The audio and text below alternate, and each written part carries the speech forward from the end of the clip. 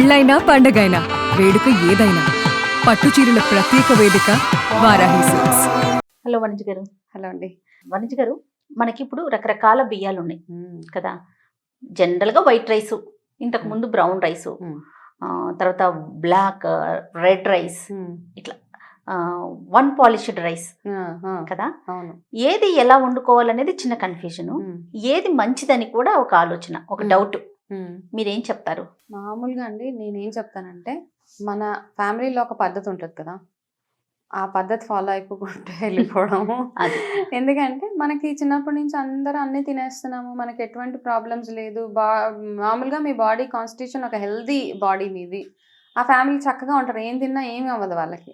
వాళ్ళు వైట్ తింటే white, red తింటే రెడ్, మనం ఏది తింటే అదే. ఓకే.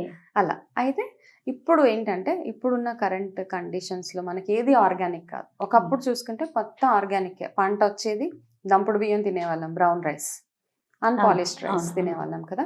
అన్పాలిష్డ్ రైస్లో బెనిఫిట్ ఏంటంటే, కొంచెం తిన్నా కడుపు నిండిపోయేది మనకి ఒకటి.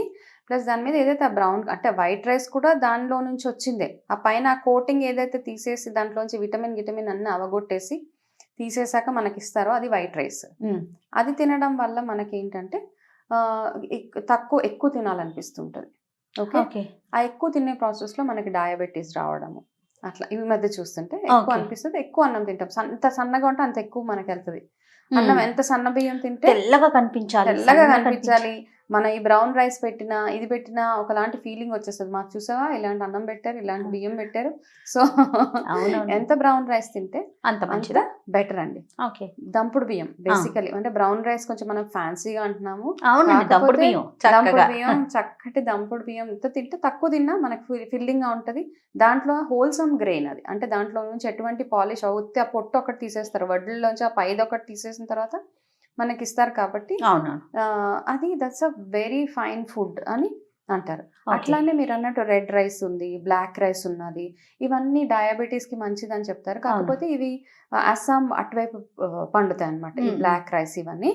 ప్లస్ వేరే కంట్రీస్ లో ఎక్కువగా తింటారు, మన ఈజిప్ట్, ఇటలీ అటువైపు ఈ బ్లాక్ రైస్ ఎక్కువగా కన్జ్యూమ్ చేస్తారు. దానివల్ల వాళ్ళకి కొలెస్ట్రాల్ తగ్గుతుంది అని, అండ్ ఈ హార్ట్ రిలేటెడ్ ప్రాబ్లమ్స్ రాకుండా వెయిట్ రిడక్షన్కి, డయాబెటీస్కి పనిచేస్తుంది. ఇది కూడా చాలా బెటర్ యాక్చువల్గా. ఎవరైనా తినగలిగితే మనకి బ్లాక్ రైస్ అనగానే ఒకలాంటి ఫీలింగ్ వచ్చేస్తుంది, ఒక నెగిటివ్ ఫీలింగ్ వస్తుంది. బ్లాక్ అనగానే మనందరికీ అమ్మో బ్లాక్ రైస్, అమ్మో రెడ్ రైస్. మన తెలంగాణలో కూడా చాలా మంది రైతులు పండిస్తున్నారండి. మనం సుమన్ టీవీ ద్వారా చాలా మంది రైతులు పరిచయం చేశారు, నేనే ఇంట్రడ్యూస్ చేశాను బ్లాక్ రైస్ అండి.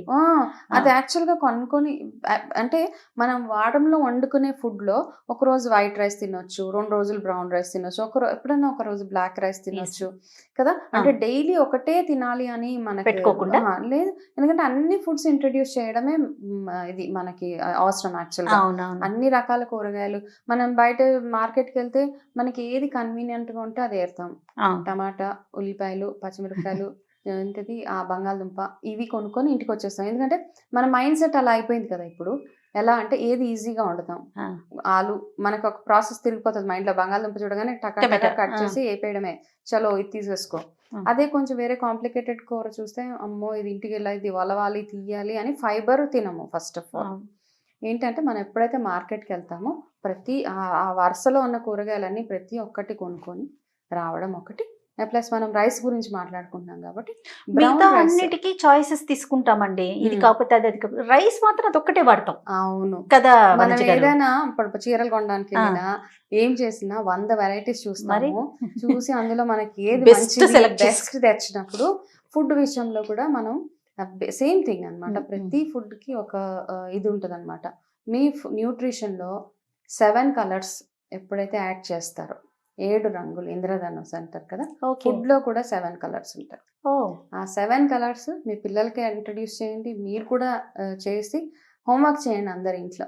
7 కలర్స్ ఏంటి ఫుడ్స్, ఈ 7 కలర్స్ ఈ వారం రోజుల్లో ఎలా తినగలుగుతాను అని. ఆ 7 కలర్స్ ఎప్పుడైతే తీసుకుంటాం, రెడ్ క్యాబేజ్ ఉంటుంది, గ్రీన్ కలర్లో ఏమేమి ఉంటాయి, పర్పుల్ కలర్లో ఏం కూరగాయలు ఉంటాయి, వైట్లో ఏమేమి ఉంటాయి, ఇట్లా ప్రతి ఒక్కటి చూసుకుంటూ తీసుకుంటే పల్సెస్ కానీ, కూరలు కానీ, డ్రై ఫ్రూట్స్ ఇవన్నీ సో ఇంట్రడ్యూస్ చేసి, వాటితో పాటు ఈ బ్రౌన్ రైస్ మీరు అన్నట్టుగా ఈ రైస్ ఏదైనా తినండి.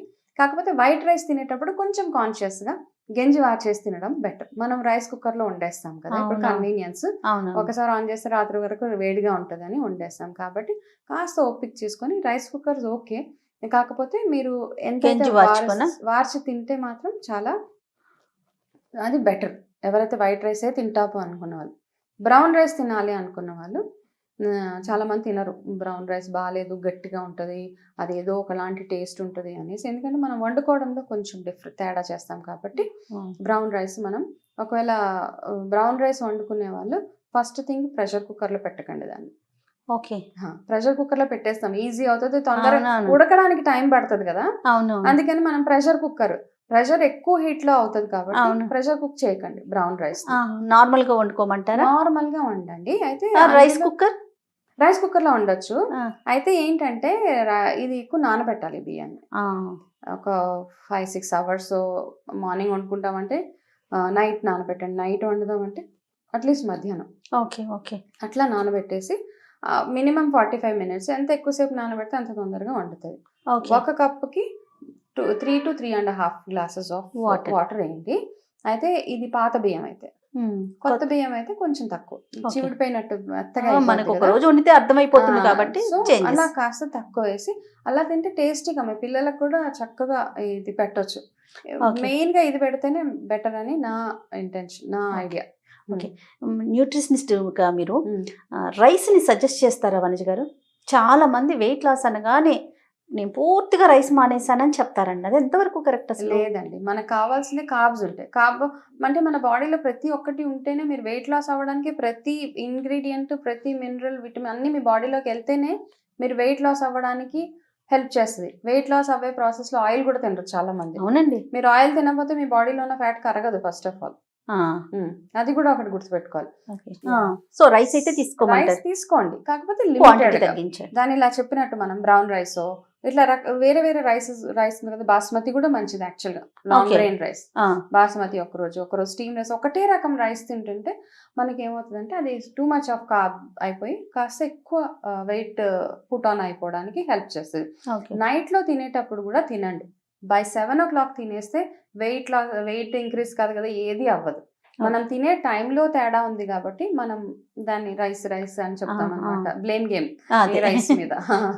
సో తొందరగా తినేసి అది హ్యాపీగా తొందరగా అంటే బై 7-7:30కి మీరు తినేసి మీ నిద్రకి మీ భోజనానికి ఒక 2-3 hours గ్యాప్ ఉంటే గనక ఎంత అన్నా తినండి, వైట్ రైస్ ఏమీ అవ్వదు.